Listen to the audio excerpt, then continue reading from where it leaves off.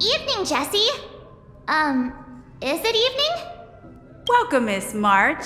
Who might these be? These two are my friends.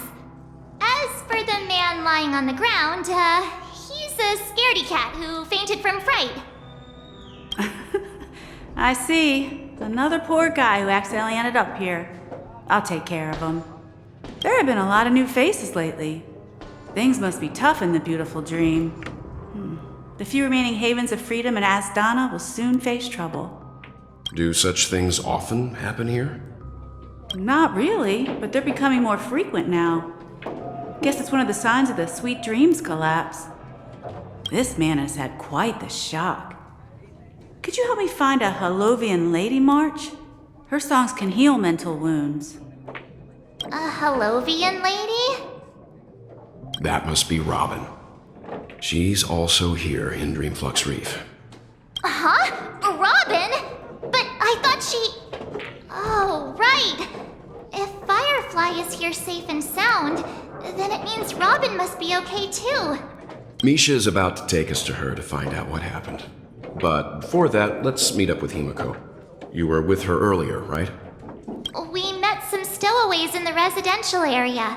Most of them came from neighboring star systems. I heard that places like Dreamflux Reef are scattered throughout the memory zone of Asdana, like islands in the ocean. They existed before the family arrived. I also heard that when Dreamflux Reef took shape, it was the center of all dreamscapes in Penacony. If that's true, it's no wonder there are so many similarities between this place and the Sweet Dream. Himiko must be gathering information. Let's hurry up and get going. So that's how it is. I never imagined we'd gather the remaining details here. To borrow Gallagher's catchphrase, what an unpredictable twist of fate. Himiko, here they are. Ah, perfect timing. Now that everyone's here, I'd like to introduce everyone to Micah, who's partly in charge of the Land of the Exiles. Micah, these are my companions. It's a pleasure to meet the Nameless. You know us? I've been keeping an eye on you since the day you arrived in Penacony. We would have met under more appropriate circumstances if Dreamflux Reef hadn't been isolated from the 12 dreamscapes. Please, allow me to formally introduce myself. I'm Micah, the Gravekeeper of Dreamflux Reef. Gravekeeper? Life in Dreamflux Reef is pretty liberating. Everyone here mostly keeps to themselves, without meddling in others' affairs. My daily task involves cleaning a few tombstones. You're too modest, Micah. When lost dream chasers stumble upon this place, you're the one who takes care of them, guiding them back to the sweet dream, or showing them how to survive the wild dream chaos. So, a guardian of sorts. Were you talking to me, Mr. Yang? On that note, Mr. Mika, which tombstones are you referring to? We didn't come across any graveyard when we arrived. They're actually just symbolic stones. But since you're curious, Mr. Yang, I'll take you there. I have a feeling you might find something of interest there. But before that, you have an important guest joining you. Everyone sang so wonderfully. It's not often that I tried this music style, but I've gained some valuable insights from it. Oh, I can't thank you enough, Robin. Well, these kids have made incredible progress in only a few days. It was nothing, Grace. I merely taught them how to sing. It was you who brought hope into their lives. Life must be quite difficult for them in reality, I imagine. That's right. Whenever it's time to say goodbye to these kids, they're reluctant to leave. But I've explored every corner of Dreamflux Reef, talked to everyone I met, and they all told me the same thing. This shattered dream is not worth clinging to. It seems you truly are a child of the Harmony. Emma and Andy are orphans I took under my wing. Carol there, with her blind eyes, used to work at a nutrition center in the outer ring of Penacony. And as for Gary, he's been living with autism since he was a child. They're not old enough to enter the sweet dream managed by the family. If we compare people to birds, these kids are like fledglings with impaired wings. But in this dream, well, they can fly freely. Even if they stumble along the way, well, they're still relying on their own strength. And me, an old lady with no legs. Well, without this dream, I couldn't even walk toward them. I'm glad that you found a new life here in Penacony. It's just... Don't worry, Robin. Dreams have their significance, but they aren't everything. Both the children and I understand this. No matter how long we fly through this dream, we will one day return to reality. But you know what? Emma and Gary aren't plagued by their insecurities anymore. No, and Carol is learning how to cope with her blindness. And Andy is livelier than ever. Well, even I've become more optimistic. You see, in dreams, we learn how to live. Once we return to reality, we learn how to survive. And should our feathers be damaged, then we share our wings with one another. There's no need to covet an illusory sky in dreams, because we have the right and the ability to fly towards a broader horizon. It's a relief to see you safe and sound, Miss Robin. It's nice to see you all again, Astral Express crew. I heard my disappearance caused quite the commotion out there. I'm really sorry about that. Since you're here, can we assume that you're fully aware of the situation in Penacony? Ever since I returned to Penacony, my voice started to change, until it gradually faded away. At first, I thought it was a temporary ailment, perhaps due to having been away too long. I thought maybe it just takes some time for my body to acclimate to the high concentration of Memoria and Asdana. But now it seems the root of the problem goes way beyond me. There are elements around me that don't align with the harmony. And losing my voice is just one of the signs of the Sweet Dreams collapse. The Sweet Dreams collapse. That memo keeper mentioned the same thing. So it's real. While I was away from Penacony, the boundaries of the 12 dreamscapes kept expanding outward. But whenever I mentioned the anomalies in my dreams, all the family heads refused to talk about it. Only my brother was willing to respond. Later, I discovered the secret letters from the IPC ambassador, which further convinced me that there are hidden secrets beneath the surface of Penacony. So, following the clues in the Oak family's dossiers, I found my way here. The land of the exiles, concealed by the family under the guise of death. A dream within a dream, where Penacony's past is buried. Hearing you speak, it sounds as if your voice has made somewhat of a recovery. I hate to admit it, but the harmony in this place resonates more broadly than within the Sweet Dream. It's regrettable, but the family has experienced betrayal. The traitor, or traitors, abandoned their original principles and, using the name of harmony, exploited people's weaknesses to turn Penacony into the planet of festivities, trapping everyone in the illusion of the Sweet Dream. This is not the strong defending the weak, but rather the strong exploiting the weak. A world without equality won't ever be favored by the harmony. And naturally, those voices blessed by them have lost the ability to sing. Could there be another force influencing the family's shift in philosophy, Miss Robin? Considering what happened with Acheron, it's difficult to conceive of another entity within the realm of the harmony capable of influencing everyone. Unless a power surpassing that of an emanator is involved. I'd heard about what happened to the Cienjo Alliance, but as far as I'm aware, the family hasn't faced any such external interventions. Who knows? Perhaps I've just been away too long and missed something. Regardless, I cannot accept my home is moving towards the very opposite of what the harmony represents, while still claiming to uphold it. I must uncover the reason why Mikhail cut ties with the family, and who exactly it was who betrayed us all. Do you remember our arrangement, Mr. Micah? Well, here's my answer. I've decided to forgo my role, and never step foot on the Charmony Festival stage again.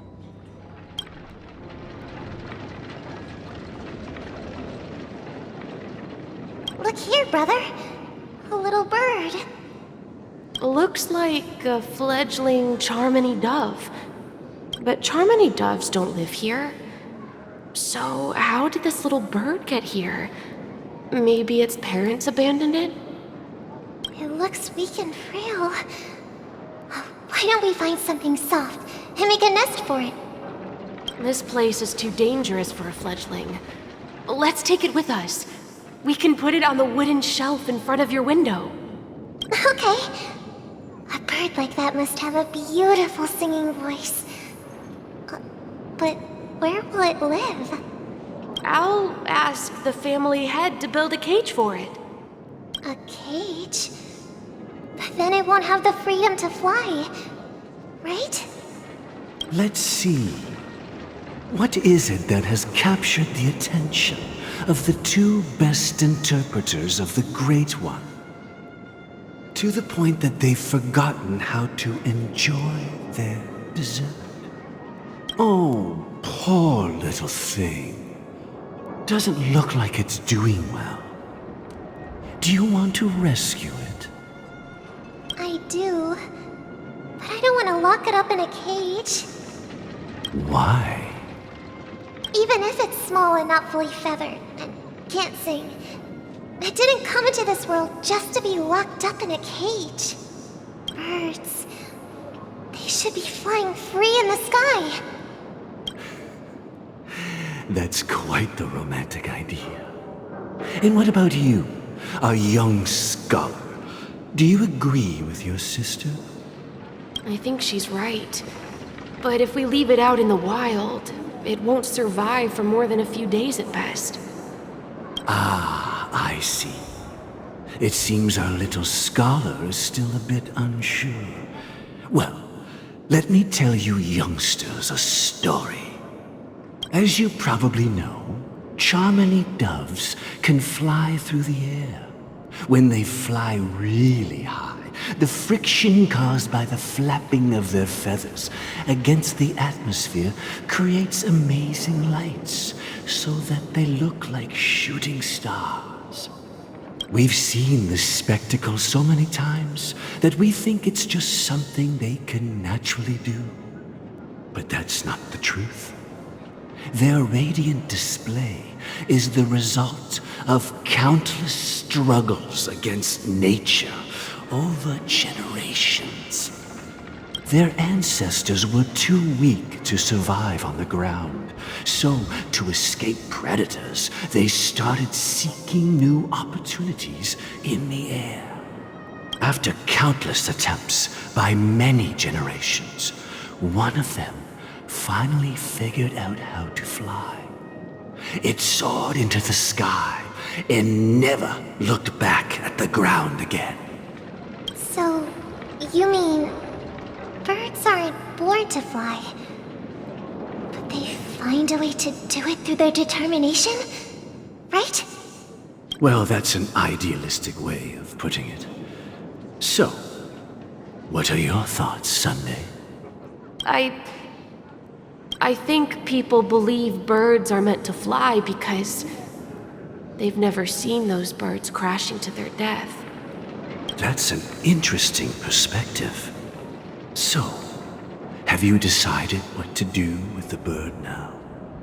For now, I'll keep it in a cage until it can take care of itself because I want it to live, no matter what. Well said, kids. It seems each of you has found your own answer. Your insights are truly remarkable. And I hope they come true in their own way. We will take good care of it. Won't we, brother? Yeah. But, Mr. Gopherwood, there's one thing I don't quite understand. And what might that be, my son? What if this little Charmony dove never learns to fly in the end? I mean, if there are fledglings in this world that can never fly throughout their lives, should we let them go back to the sky? Only to see them crash to the ground and die? Talking in your sleep, Birdie? Time to wake up.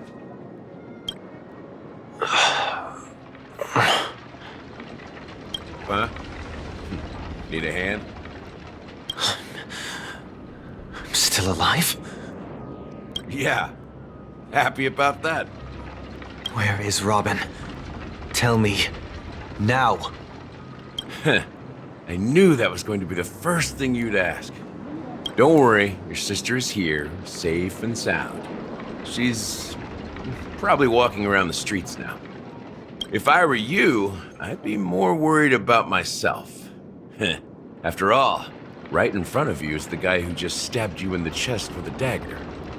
If you wanted to kill me, you wouldn't give me the chance to speak. Just tell me your demands, lackey of the Watchmaker. So, you figured out who I am, huh? No wonder you had the guts to go against the Dream Master and the Four Families. Looks like I made the right choice. Choice? You are aware of my plan and see through my act. Time is running out, so let's drop the charades. I'm suggesting we cooperate. Cooperate? What makes you think I'd cooperate with you? The fact that the famous Robin has chosen my side. Plus, some clues about a traitor and a bright future for Penacony. Any of that catch your interest? I find it hard to believe a man who's full of deception. Fine. You don't have to trust me. What you should trust is the sense of justice inside of you. Show me Robin first. All right, as you wish. Here she is. What's your trick this time? Just kidding. I mean, this lady will lead us to Robin, right? And the crew, too. There are too many people who you owe an explanation. That'd be great. Please follow me, Honorable Oak Family Head. Now, all the actors are on the stage.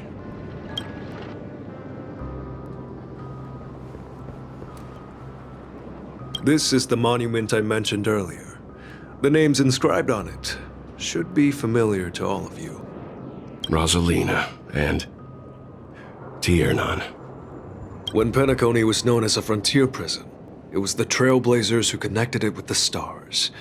They were the heroes who saved Astana, and their names deserve to be immortalized, not just on this small stone tablet, but in the annals of history for all of time.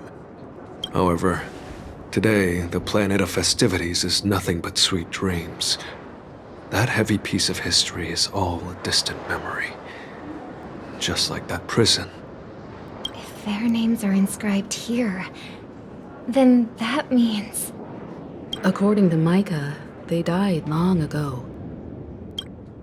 Rosalina was killed during the War of Independence. She ventured alone into the heart of the star system to investigate the flow of Memoria, but she never returned. Tiernan was a skilled gunslinger, strong and reliable. He led the people through countless battles, but he didn't live long enough to witness the arrival of true peace. In the decade following the war, Penacony faced challenges internal and external. To protect Astana, Tiernan took up the way of the Trailblaze and led the Lampmoth family to explore beyond the system, only to be surrounded and wiped out by the swarm. Though I had expected as much, the tales of these heroes truly are sorrowful. True to the title of Trailblazer, they spent their lives venturing into the unknown. But What about this tablet? There are no names carved on it. When Dreamflux Reef was created, its owner was still alive. However, he insisted on erecting a monument for himself, saying that it will happen someday. Here we meet again. Everyone from the Astral Express. Robin. I promised to give the siblings some privacy, so let's talk about our business first. What do you say? That sounds sensible enough. Since you went through the trouble of gathering the family head, the crew, and the Stellaron hunters, I'm guessing you have something important to say, Mr. Gallagher? Oh, is it that obvious? The look on your face is practically screaming, I'm the one behind all this. You're right, Mr. Yang. It is indeed time to come clean on everything. The siblings already know what they need to, and they've made their choice. But you, Nameless, arrived a bit late. So it's only fair that I answer your questions. Before we begin, let me reintroduce myself. I'm the founder of Dreamflux Reef, the deputy of the Watchmaker, and the one who sent out that invitation. As Gallagher, the history fictionologist, I humbly extend my greetings to you all. History fictionologist? So what, everything you told us was made up? Well, don't worry. Almost everything I shared was true. Well, except for the part about the family accepting me back. I double-checked with Micah, and everything he said about the family, the Watchmaker, and Mikhail is true. Thank you for your understanding. Now let's get down to business. I'm sure you're all wondering why I went through the trouble of setting up this battle for the legacy, inviting different factions and stirring up a ruckus all over Penacony. Well, it all boils down to something very familiar to all of you. The Stellaron. The Stellaron? But how is that possible? Penacony is a free-flowing interstellar hub. There are no signs of contamination whatsoever. You're totally correct. So, care to take a guess at what that means?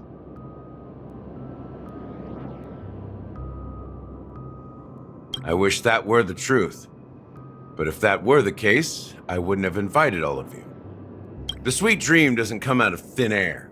If you think of the memory zone as the sea, creating the land of the dreams is like filling that wild ocean with earth to make an island. To achieve this feat, without the help of an emanator of remembrance or enigmata, the only way is to use a Stellaron. And that's not something you can achieve with a simple wish. It requires vast quantities of knowledge, time, and manpower. I'm sure you get what I'm hinting at. In Azdana, the planet of festivities itself is a Stellaron disaster.